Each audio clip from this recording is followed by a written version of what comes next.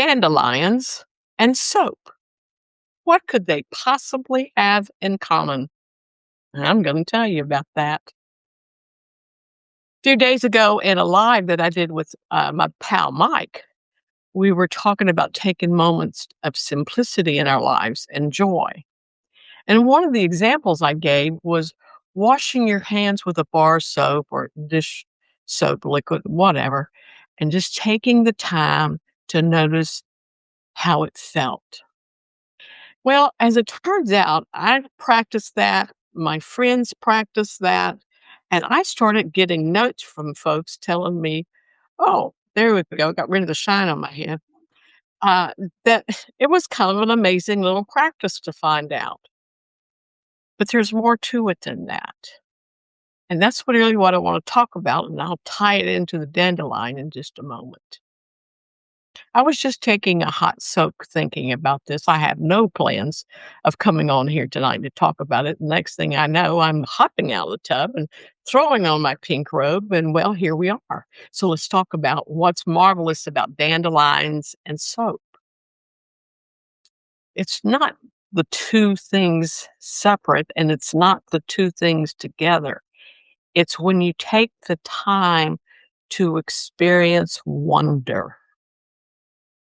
Have you ever really, really picked up a dandelion and instead of being mad at it and you try to pull it out of the roots, out of the grass of your front yard, and instead of really looking at it as a wonder of the world? Because here's what's happening. We're making life so complicated and so busy.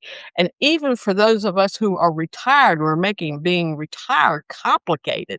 You're supposed to feel this, you're not to feel that, so on and so forth. What happened to the pleasure of wonder?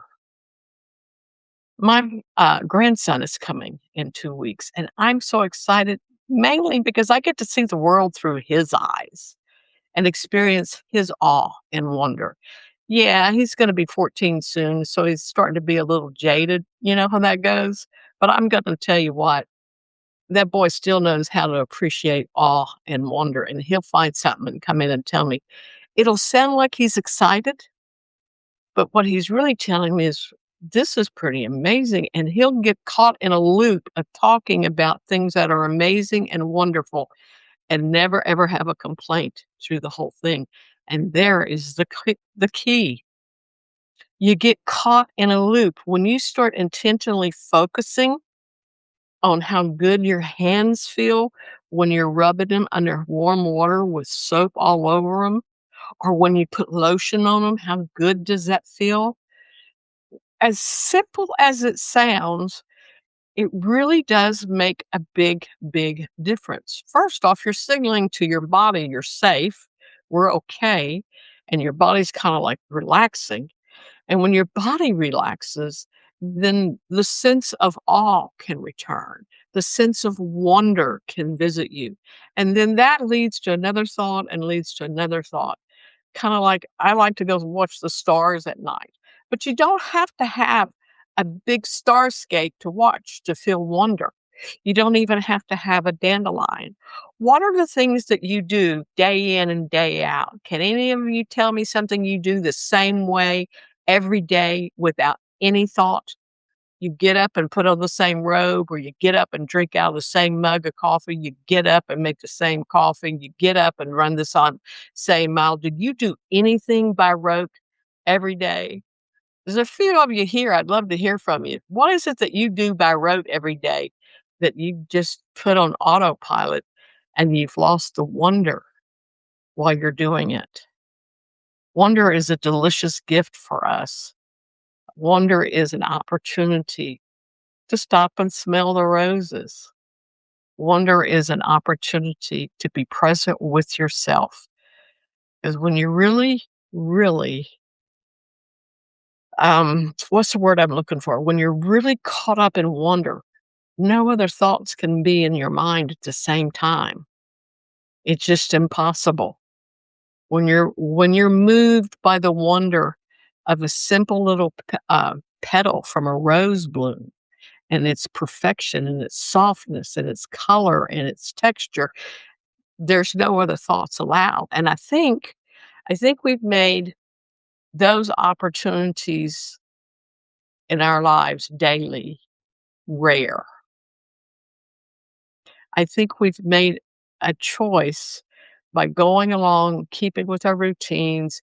What's the latest headline? What's the latest dress?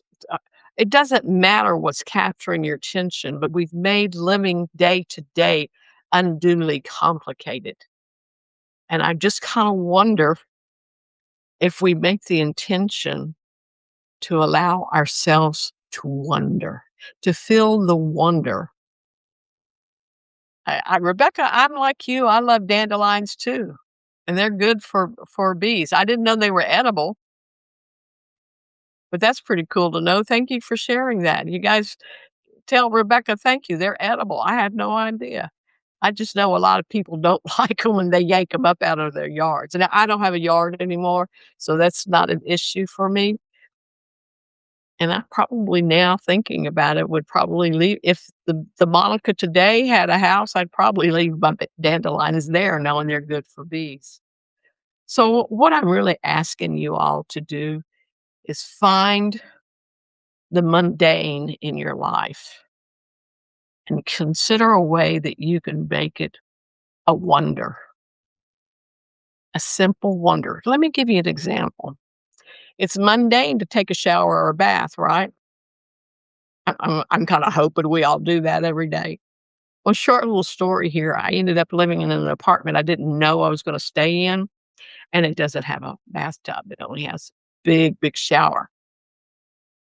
And lo and behold, I took a hot bath tonight. Something that to me is like a treat. You know, you put the Epsom salt in it and put some soft music going and just sit in the tub and soak. That is a wonder to me now because for a while it was an impossibility. And my hand was moving over the water, and I thought, just look at what I'm doing. This wasn't supposed to happen. And it just the wonder of feeling the water over my hands felt so delicious, which is what made my soul say to me, get up and go talk about inviting wonder into your life. That's really what I'm asking you to do. Find something. Do you unload the dishwasher? It's an everyday task. We all have to do it. And is there a way to find wonder in the everyday task of everyday life? Not everything has to have bells and whistles and shiny objects to have wonder. I think actually the most powerful moments of wonder are when you stop and just notice. Like I said, the little rose petal, the texture. Have you ever looked at a rose petal up close and seen the veins that run through each petal? That's an amazing thing to consider and to study. And yes, Rebecca, I love the beauty of an ordinary day. I'm gonna go back to what I said at the opening. I think we have made life way too complicated, and it's unnecessarily so. And what we can do as retired persons, which is what I mainly write about, instead of moaning and complaining that we don't have purpose or we don't have the kids aren't calling or my book group isn't working out or whatever, how about flip the script on yourself? Flip the script and say, I'm going to look for 5 pieces of wonder this week. Let that be your purpose for this week. Test yourself. I mean, honest to God, what do you have to lose? But maybe a little bit of time. That's all I'm saying. Just test yourself and see what you can find to discover the wonder. Because here's the thing, wonder is still deep down inside of you. It always has been. It never left. We've just covered it up. We covered it up with the lack of attention.